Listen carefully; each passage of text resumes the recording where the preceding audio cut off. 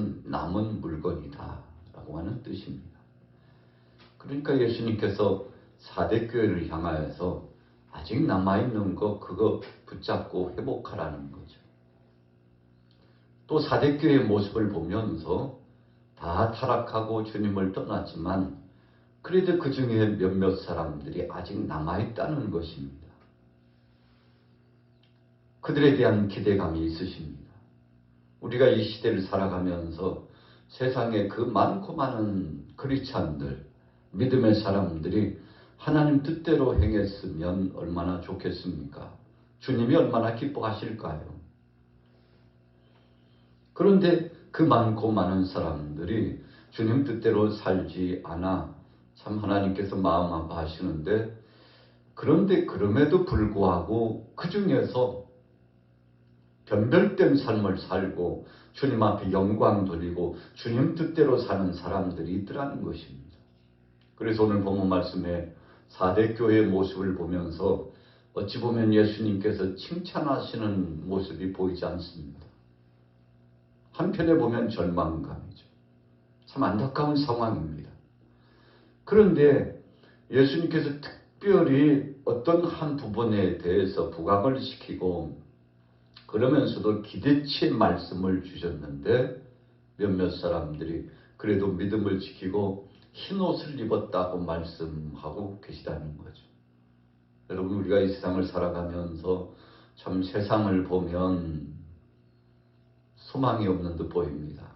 절망감이 드리워집니다. 칠흑하고 어둡습니다.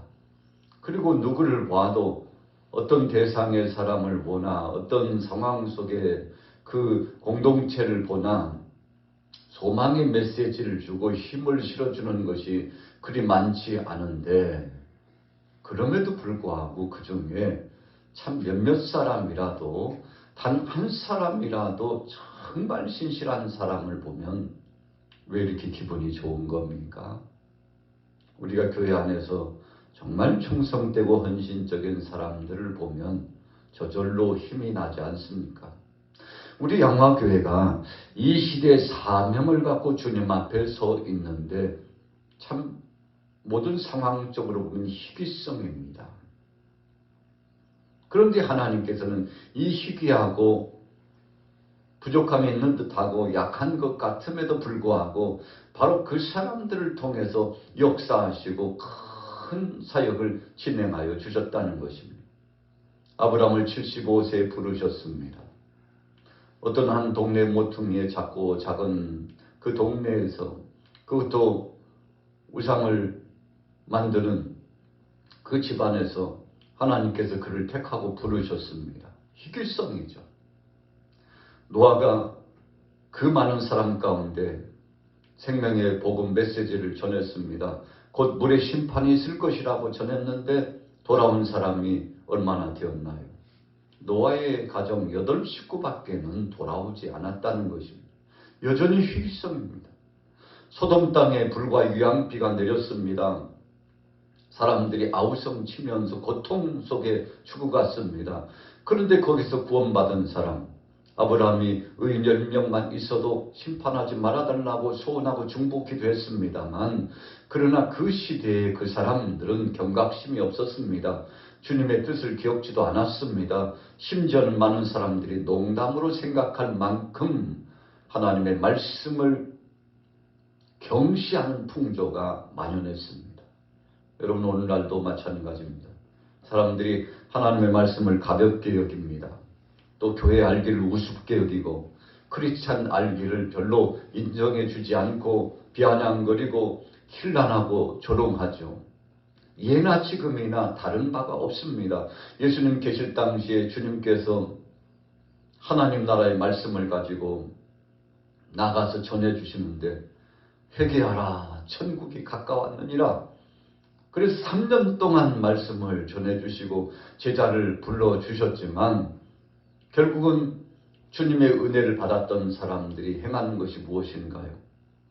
몸이 치유함받고 그리고 주님 앞에서 은혜 말씀을 받고 하나님 나라가 어떤 것이며 메시아가 어떤 분이신지 하나님이 이 구원사 계획을 통해서 어떤 계획과 어떤 섭리를 하고 계시는지 누누이 3년 동안 말씀해 주셨지만, 그런데 주님의 은혜를 받았던 사람들이 어떻게 했나요?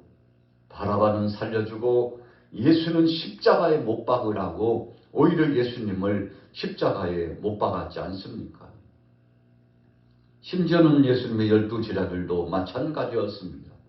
가장 측근에서 사역을 했던 제자들도 참 비겁하기 이를 데 없이 주님을 떠나갔죠. 여러분, 시기성입니다.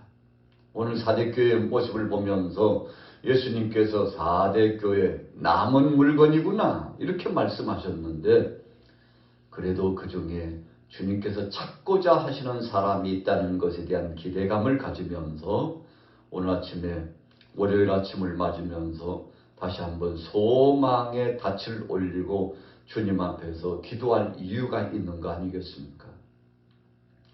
우리가 2023년도를 살아가고 이제 올해도 얼마 남지 않았습니다. 참 신속하게 지나갔죠.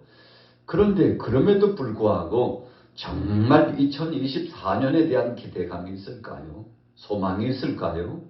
세상을 보고 교회를 보고 이웃을 보고 우리 가정을 보고 생업의 현장을 보고 나 자신을 봐도 어찌 보면 주여 내가 나를 봐도 소망이 없는 듯합니다 하고 우리가 주님 앞에서 우리 자신과 세상을 보고서 성찰하고 정말 가식 없이 우리 자신을 독백처럼 고백해보고 주님 앞에 죄 진단해 보는 거 아니겠습니까? 주님 정말 소망이 있는 것입니까? 그때 주님은 말씀합니다. 사대교회와 같구나. 그러나 그 중에 흰 옷 입은 사람이 있지 않냐. 여러분, 그래도 믿음으로 깨어있는 사람 몇 사람이라도 그 사람들을 통해서 주님이 영광을 받으시고 하나님의 성스러운 성업을 이루겠다고 하신다는 것입니다. 자, 오늘 본문을 한번 볼까요? 1절 말씀 3장 1절 읽습니다. 시작. 사대교회의 사자에게 편지하라. 하나님의 7영과 7뼈를 가지신 이가 이르시되 내가 내 행위를 아노니 네가 살았다 하는 이름은 가졌으나 죽은 자로다. 자, 예수님이 어떻게 출현하셨습니까? 예수님이 임재하신 모습을 보니까 하나님의 7영과 7뼈를 가지신 분. 자, 7영이라는 것은 성령의 역사심입니다. 성령께서 함께 임재하시고 친히 역사하고 계시다는 거죠. 그래서 주님이 가시는 곳곳마다 성령의 역사하심이 임재하셨어요. 그 다음에 7뼈는 무엇입니까? 바로 사자를 의미하는데 예수님께서 급파하시는 천사들입니다. 자, 주님께서 쓰시는 부리는 종들이 있는데 그 천사들을 통해서 주께서 사역을 진행하여 주신다는 것입니다. 성령의 역사하심이 있습니다. 피조물 중에서도 천사를 주께서 부리시면서 쓰셨습니다. 우리 사람에게는 각 사람에게 달려있는 주께서 파송하신 천사가 있다고 그러지 않습니까? 그래서 우리는 홀로 단신이 다니는 것이 아닙니다. 하나님께서 급파하신 천군 천사들이 함께 동행하고 성령으로 하나님이 임재하시고 예수님께서 영으로 우리 속에 함께 하시는 것이니 여러분 우리가 인식하지 못하고 그것을 고백하면서 감사하지 못해서 그렇지 바로 이와 같은 능력의 주님이 함께하고 계시다는 것입니다. 여러분 그래서 믿음이란 무엇일까? 정말 믿음이 무엇일까라고 했을 때 그 믿음은 하나님이 내게 역사하시고 임재하시고 역동적으로 섭리 가운데 역사하심을 내가 얼마만큼 인식하고 기억하고 그것을 고백하고 그분이 함께 하심을 알고서 신앙생활 하느냐 아니면 모르고 신앙생활 하느냐 이런 차이입니다. 하나님은 어제나 오늘이나 동일하셔요. 우리 곁을 떠나지 않고 지금도 함께 하시고 우리 대한민국과 우리 양화교회와 오늘 저와 여러분들의 가정과 생업의 현장에 주님께서 함께하고 계십니다. 그런데 우리가 일상을 살아가면서 하나님 없는 것 같아요. 하나님 내 편이 아니신 것 같습니다. 하나님 우리 교회와 함께하지 않는 것 같아요. 하나님은 우리 대한민국을 떠나신 것만 같아요.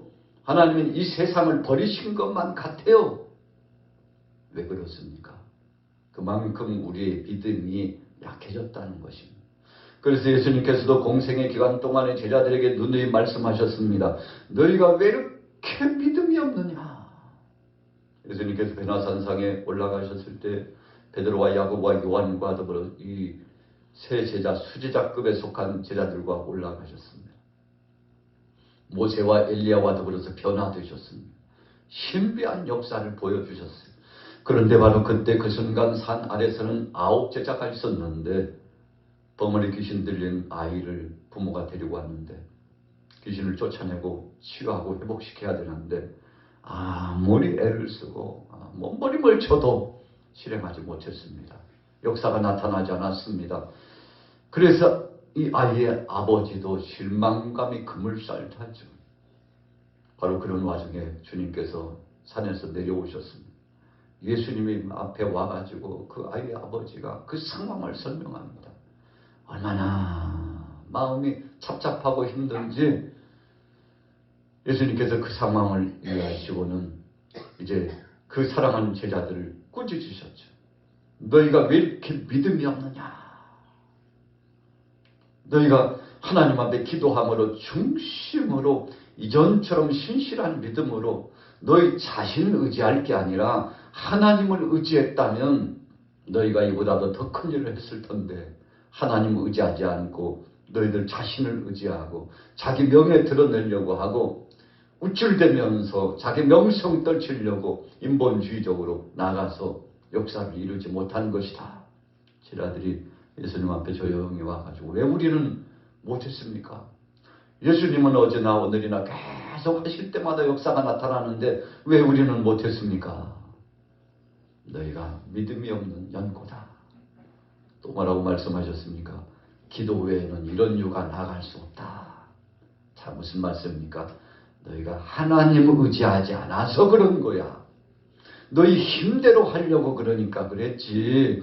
하나님이 살아 역사하시다는 사실, 그분은 시간과 공간을 초월하셔서 너희 가운데 함께 하신다는 사실을 너희가 잊어버려서 그렇지.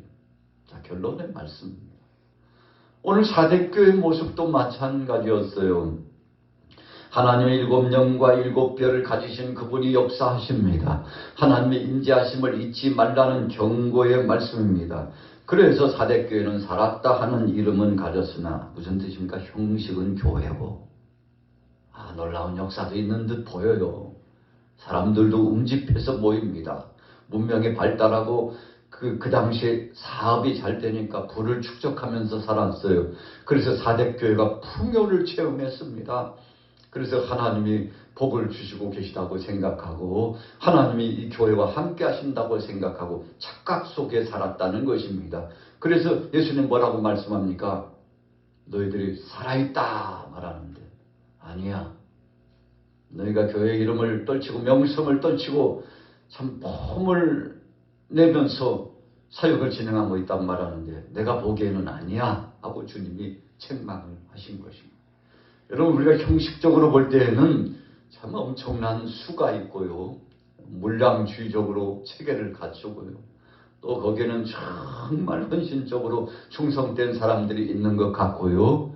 그런데 중요한 것은 주님이 인정하시느냐 하는 것입니다. 그 수가 많든지 적든지 물량이 과대하게 큰 범위를 갖든지 아니면 소량을 갖든지 여러분 그 힘이 약하든지 강하든지 그것보다도 더 중요한 것은 사랑의 주님께서 함께 하시는 교회요. 주님이 임재하셔서 친히 역사하시는 교회며 하나님이 역사하시고 기대하시는 그 놀라운 변화 가운데 열매를 맺는 그런 실상이 있느냐 하는 것입니다. 여러분, 그러나 사대교회는 큰 열매가 있는 듯 보였으나 다 그 과실 자체가 속이 썩어 문드러져서 아무런 열매도 먹을 수 없는 참 허망한 꼴이 그 모습이 이 사대교회에 있었다는 거죠. 그래서 살아있는 것 같으나 죽었구나 그랬어요. 야, 너희가 다 죽었다. 주님께서 책망하시는 것이죠. 여러분, 이 세상, 이 시대를 살아가면서 우리가 영적인 역사를 바라보면 그럴 수 있다는 것입니다. 그러나 어떤 의미에서 보면 모든 것이 끝난 것 같고 이제는 소망도 없는 것 같은데 그 와중에 주님께서 칭찬하시면서 기대치를 가지셨습니다. 자, 보십시오. 4절 말씀입니다. 같이 읽어봅니다. 4절 시작. 그러나 사대에 그 옷을 더럽히지 아니한 자 몇 명이 내게 있어 흰옷을 입고 나와 함께 다니리니 그들은 합당한 자인 연고라. 오늘 사대교회 주신 말씀을 재조명해서 이 시대에 다시 한번 비춰보면 그래도 참 이 세상 살 소망이 있다는 말씀으로 들려집니다. 여러분, 정말 세상을 보고 사람을 보면 소망이 없는 듯 보여요. 점점 갈수록 더 안 되는 것만 같아요. 그런데 주님 말씀합니다. 야, 그런데 그 중에 흰옷을 입고 성별된 삶을 살고 내 뜻대로 살아가는 신앙인이 있구나. 내가 그들을 보니까 참 마음이 기쁘다. 오늘 주님이 그렇게 말씀하고 계셔요. 여러분, 바로 그런 주인공이 여러분들이 되시고 또 제가 될 수 있기를 소망하며 축복합니다. 자, 보세요. 그래서 예수님 말씀합니다. 바로 저 사람들 몇몇 흰옷을 입은 성별된 삶을 살아가는 크리스찬 믿음의 사람들 뿐만 아니라 너희들도 깨어서 일어나기를 원한다. 그러니 모든 죄를 자백하고 철저하게 회개하라 말씀하셨죠. 이 절에 보세요. 내 행위에 온전한 것을 찾지 못하였노니 그러므로 네가 어떻게 받았으며 어떻게 들었는지 생각하고 지켜 회개하라. 여러분, 전에도 말씀드렸습니다만 주님이 주신 은혜 가운데 정말 감사할 것은 회개할 기회를 주셨다는 거죠. 여러분, 그래서 교회에 소망이 있어요. 이 세상에 아직 소망이 있는 것은 하늘문이 탁 크니 닫혀버리고 삿다가 내려진 것처럼 닫혀서 이제는 더 이상은 기회도 없고 이제는 살 소망이 없는 것, 여러분, 그런 것이 아니라 아직은 문이 비끄머니 조금 열려있다는 것입니다. 그래서 이 시대를 말세 지말이라고 그럽니다. 지말이라고 하는 것은 끝 중에 끝이다. 문이 막 닫힐 듯 말 듯한 그런 시대라는 것입니다. 여러분, 요한계시록의 말씀의 총체적인 종론적이면서도 주제 한 가지는 이제 곧 하늘문이 닫히니 믿음을 다시 한번 회복하고 주님 앞에 돌아오라는 경종의 말씀을 소아시아 지역 7교회에 말씀한 것입니다. 에베소, 서머나, 버가모, 두아디라, 사대, 빌라델피아, 라오디아 교회를 향하여서 주님께서 주신 말씀인데 오늘 사대 교회 남은 물건이구나. 아직 조금 남아있는 자가 있구나. 어찌 보면 절망적인 책망이지만 또 다른 한편으로 보면 예수님께서 기대하시고 돌아와 내 백성들아 그렇게 말씀하고 있는 것이죠. 자, 3절 중반절에 보세요. 내가 도둑같이 이르리니 어느 때에 네게 이르는지 네가 알지 못하리라. 여러분, 예수님께서 언제 오실지 말씀해 주시지 않았어요. 그런데 세대론주의자들은, 성급한 종말론주의자들은 급한 마음에 내가 바로 예수라고 한 자가 없는가 하면 저거 뭐죠? 어린 위약한 여자아이가 환상을 봤는데 꿈을 꿨는데 예수님께서 몇 날 몇 시에 오신다고 했대. 세상이 이래저래 된다고 말씀하셨대. 자, 이 시대의 보혜사와 같은 아이라고. 심지어는 신천지 이만희처럼 자기가 보혜사라고 그러지 않습니까? 결국은요, 하나님의 자리에 자신이 앉아있죠. 여러분, 우리가 성급하면 그래요. 하나님의 말씀을 제쳐놓고 내게만 하나님이 말씀하셨다고 성경에 보니까 그 선지자, 그 종들에게 말씀하시지 않고는 행하신 적이 없다고 그러는데 그 종, 그 선지자가 바로 나라고 내 말을 들으라고. 여러분, 이단자들도 성경을 인용합니다. 그런데 교묘하게 성경을 인용하면서 중요한 것은 마지막 끝에 가면 주님의 자리에 바로 그 교주가 앉아있고 그들이 앉아있고 바로 자신이 주님인 척 그렇게 하더라는 것이죠. 그래서 다른 사람들에게 말씀해 주지 않았는데 내게 말씀해 주셨다고. 우리 교회에 그리고 나한테만 다른 데는 없다고. 희귀성이야. 그러니까 여기에 오라고. 나를 통해서 역사하실 것이라고. 여러분, 그래서 이단자가 되는 것입니다. 주님은 아들도 모르고 천사들도 모른다고 그렇게 침묵하셨죠. 왜 그랬나요? 때가 되면 주님이 오시기 때문에, 그날과 그 시를 알지 못하기 때문에 늘 기도하고 있으라는 경고의 말씀이셨거든요. 그래서 오늘도 주님 뭐라고 말씀합니까? 도둑같이 오리라. 예고 없이 오리라는 거죠. 여러분, 그래서 몇 날, 몇 시, 언제라고 말하는 사람들은 다 가짜입니다. 말씀 밖에서 말하는 것은 다 거짓입니다. 여러분, 그래서 우리는 성경 속에서 답을 찾는 겁니다. 참 대단한 줄 알았더니 종결편에 보니까 저 그리스도구나. 종결편에 보니까 가짜구나. 여러분, 우리는 말씀 속에서 재조명해 보는 것입니다. 자, 보십시오. 5절 말씀. 이기는 자는 이와 같이 흰 옷을 입을 것이요 내가 그 이름을 생명책에서 결코 지우지 아니하고 그 이름을 내 아버지 앞과 그의 천사들 앞에서 시인하리라. 여러분, 예수님은 기뻐하시는 것은 어제나 오늘이나 영원토록 변치 않는 믿음의 사람들입니다. 여러분, 진리는 변하는 것이 아닙니다. 언제는 좋았다가 언제는 새롭지 못하고 불분명하고 튕미하고 주님의 말씀을 불순종하고 순종한 듯 하더니 거역의 길로 가고, 하나님 정말 신실하게 믿는 믿음의 사람 같더니 하나님 없다고 하고.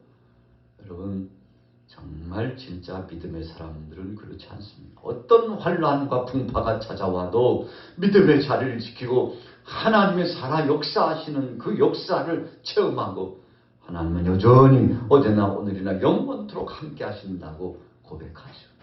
자, 보세요. 이기는 자를 주님께서 칭찬하셨어요. 생명책에 기록해 주겠다고 말씀해 줬어요. 여러분, 그러나 주님을 부인하는 자들은 예수님도 부인하겠다고 말씀했죠. 자, 5절 후미에 보세요. 그 이름을 내 아버지 앞과 그의 천사들 앞에서 시인하리라. 자, 예수님 부정하지 않고 시인하는 사람들, 주께서 공생의 기간 동안에도 제자들에게 말씀하시는 것처럼 너희가 나를 부인하면 나도 하늘의 아버지 앞에서 너희를 부인할 것이요 너희가 나를 시인하면 나도 하늘의 아버지 앞과 천사들 앞에서 너희를 시인하리라, 인정해 주리라. 그런데 오늘 사대교회에 주신 말씀도 분명하게 말씀하고 있죠. 너희가 나를 인정하고 믿음을 지켰으니 나도 생명책에 너희 이름을 기록해 놓고 너희를 기억하여 하늘 아버지 앞에서 너희를 시인해 주리라. 아버지와 천사들 앞에서 인정해 주리라. 여러분, 저와 여러분들이 이렇게 주님 앞에 인정받는 믿음의 사람이 되기를 축복합니다. 여러분, 환난의 때에, 어수선하고 소란한 때에 자기의 믿음과 신앙의 정절을 지키는 것은 쉬운 듯 보이지만 쉽지 않습니다. 여러분, 어떻게 해야 승리합니까? 주님을 바라봐야 돼요. 어떤 사람의 말이 아니라 주님은 뭐라고 말씀하시는지, 하나님은 어떻게 말씀하시는지 생명의 말씀을 통해서 재조명해 보고 내 뜻을 내려놓고 주님의 뜻에 합하여 나가면 여러분 분명합니다. 기도할 때 주님의 음성 주시고 주님께서 말씀을 통해서 답을 주시는 거죠. 자, 결론입니다. 6절. 귀 있는 자는 성령이 교회들에게 하시는 말씀을 들을지어다. 그래서 마지막 시대에는요, 성령 따라 사는 사람들이 승리합니다. 마지막 시대에 믿음을 지키지 못하는 것은 성령이 주시는 말씀을 부정하고 자기 자아를 의지하고 세상의 세풍을 의지하기 때문입니다. 오늘 여러분들은 4대 교회 남은 물건이라고 그랬어요. 그래도 몇 사람이 흰옷을 입었다고 그랬습니다. 오늘 그 주인공이 여러분들이 되시기를 예수님의 이름으로 축원합니다.